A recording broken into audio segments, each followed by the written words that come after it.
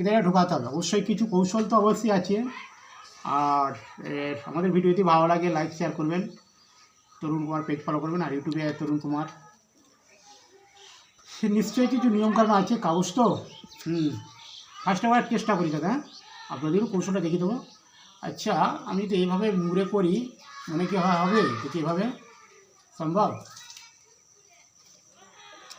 দেখা যাক দাদা ভাই, এইভাবে মুড়ে করছি দেখুন, এটাকে এই হাফটাকে হাফ করলাম, এবার মুড়লাম, মুড়ে সম্ভব? এভাবে সম্ভব, এবার তো মোটেই নয়, যেটি হয়তো এটা দিয়ে হবে।